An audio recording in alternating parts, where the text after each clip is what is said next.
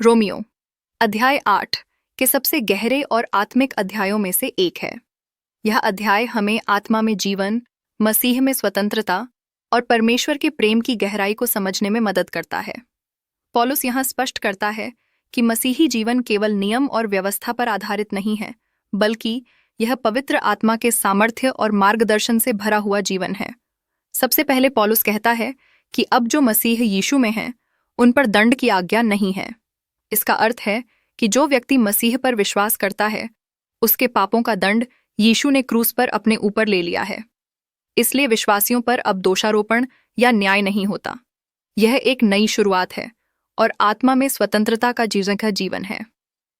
पौलुस यह भी बताता है कि व्यवस्था हमें पाप से बचाने में असमर्थ थी, क्योंकि शरीर की कमजोरी ने उसे व्यर्थ बना दिया था। लेकिन परमेश्वर ने अपने पुत्र को भेजकर पाप के कारण शरीर में पाप को दोषी ठहराया। इसका परिणाम यह हुआ कि अब हम आत्मा के अनुसार जीवन जी सकते हैं, न कि शरीर की इच्छाओं के अनुसार। आगे वह स्पष्ट करता है कि जो लोग शरीर के अनुसार चलते हैं, वे शरीर की बातों पर मन लगाते हैं और उसका परिणाम मृत्यु है। परंतु जो आत्मा के अनुसार चलते हैं, वे आत्मा की बातों पर मन लगाते हैं और उसका फल जीवन और शांति है। इसका संदेश है कि मसीही जीवन का केंद्र पवित्र आत्मा होना चाहिए। पौलुस यह भी कहता है कि शरीर की सोच परमेश्वर की शत्रुता है, क्योंकि यह परमेश्वर की व्यवस्था के अधीन नहीं होती और न ही हो सकती है। इसलिए जो लोग शरीर में हैं, वे परमेश्वर को प्रसन्न नहीं कर सकते। लेकिन विश्वासियों के लिए यह सांत्वना है कि परमेश्वर की आत्मा उनमें वास करती है और वे अब शरीर में नहीं, बल्कि आत्मा में हैं। वह आगे बताता है कि यदि मसीह तुम में है, तो शरीर पाप के कारण तो मरा हुआ है, परंतु आत्मा धार्मिकता के कारण जीवन है। और जिस आत्मा ने यीशु को मरे हुओं में से जिलाया, वही आत्मा तुम्हारे नश्वर शरीरों को भी जीवन देगा।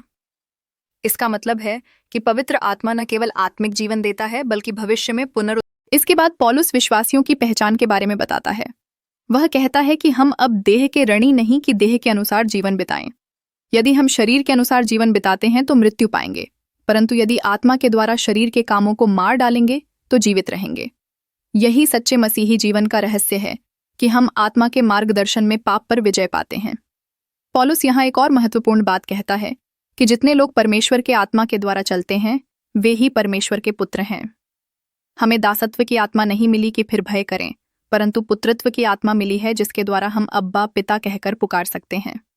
यह संबंध केवल धार्मिक रीति रिवाजों से नहीं, बल्कि आत्मिक और घनिष्ठ संबंध से भरा हुआ है। आत्मा स्वयं हमारी आत्मा के साथ गवाही देता है कि हम परमेश्वर की संतान हैं, और यदि संतान हैं तो उत्तराधिकारी भी हैं, अर्थात परमेश्वर के वारिस और मसीह के संगी वारिस हैं। यह शर्त है कि यदि हम उसके साथ दुहक उठाएंगे तो उसके साथ महिमा में भी सहभागी होंगे। यह शिक्षा बताती है कि मसीही जीवन केवल आशीषों से भरा नहीं है, बल्कि इसमें दुहक और क्लेश भी हैं, परंतु अंततः यह सब हमें महिमा तक पहुंचाता है। पौलुस आगे कहता है कि मैं समझता हूं कि इस वर्तमान समय के दुख उस महिमा की तुलना में कुछ भी नहीं है जो हम पर प्रकट की जाएगी। सारी सृष्टि बड़ी लालसा से परमेश्वर के पुत्रों के प्रकट होने की बाट जोह रही है। इसका मतलब है कि न केवल मनुष्य, बल्कि संपूर्ण सृष्टि भी उद्धार और नए आकाश और नई पृथ्वी की प्रतीक्षा कर रही है। सृष्टि आज व्यर्थता और नाश के अधीन है, लेकिन आशा में रखी गई है कि वह भी विनाश की दासता से छूटकर परमेश्वर की संतान की महिमा की स्वतंत्रता में प्रवेश करेगी। जैसे प्रसव पीड़ा होती है, वैसे ही सृष्टि कराहती है और मुक्ति की प्रतीक्षा करती है। सिर्फ सृष्टि ही नहीं, बल्कि हम भी, जिनमें आत्मा के पहिलौठे फल हैं, मन में कराहते हैं और देह के छुटकारे की प्रतीक्षा करते हैं। यही हमारी आशा है, क्योंकि हम उसी में उद्धार पाए हैं। जो कुछ देखा जाता है वह आशा नहीं है, परंतु जो नहीं देखा जाता है उसी की आशा की जाती है। इसलिए हम धीरज से प्रतीक्षा करते हैं। पौलुस यह भी कहता है कि आत्मा हमारी दुर्बलता में हमारी सहायता करता है। जब हम नहीं जानते कि हमें किस रीति से प्रार्थना करनी चाहिए, तो आत्मा स्वयं हमारे लिए ऐसी आहें भरकर विनती करता है जो शब्दों में नहीं कही जा सकती। और जो मनों को जांचता है, वह आत्मा की मनसा जानता है, क्योंकि वह पवित्र लोगों के लिए परमेश्वर की इच्छा के अनुसार विनती करता है। यह मसीही प्रार्थना का गहरा रहस्य है। इसके बाद एक प्रसिद्ध पद आता है कि जो लोग परमेश्वर से प्रेम करते हैं और जो उसकी इच्छा के अनुसार बुलाए गए हैं, उनके लिए सब बातें मिलकर भलाई ही उत्पन्न करती हैं। इसका मतलब है कि चाहे परिस्थितियां कितनी भी कठिन क्यों ना हो, परमेश्वर सब कुछ हमारे भले के लिए बदल देता है। पौलुस यह भी बताता है कि जिन्हें परमेश्वर ने पहले से जाना, उन्हें उसने पहले से ठहराया कि वे उसके पुत्र के स्वरूप में ढलें, ताकि वह बहुत भाइयों में पहिलौठा ठहरे। और जिन्हें ठहराया उन्हें बुलाया, जिन्हें बुलाया उन्हें धर्मी ठहराया, और जिन्हें धर्मी ठहराया उन्हें महिमा भी दी। यह परमेश्वर की उद्धार योजना का पूरा क्रम है। फिर पौलुस कहता है कि यदि परमेश्वर हमारे पक्ष में है तो हमारा विरोधी कौन हो सकता है। जिसने अपने पुत्र को भी नहीं छोड़ा बल्कि सबके लिए उसे दे दिया, वह उसके साथ हमें सब कुछ क्यों न देगा। यह परमेश्वर के असीम प्रेम और उसकी उदारता का प्रमाण है। वह आगे कहता है कि परमेश्वर के चुने हुओं पर दोष कौन लगाएगा। परमेश्वर ही तो है जो धर्मी ठहराता है। कौन है जो दंड की आज्ञा देगा। मसीह यीशु वही है जो मरा वरन जी भी उठा, और वह परमेश्वर की दाहिनी ओर है की और हमारे लिए विनती भी करता है। इसका अर्थ है कि यीशु मसीह हमारे वकील और मध्यस्थ हैं। पौलुस एक महान प्रश्न उठाता है कि कौन हमें मसीह के प्रेम से अलग करेगा। क्या क्लेश, संकट, उपद्रव, अकाल, नग्नता, संकट या तलवार।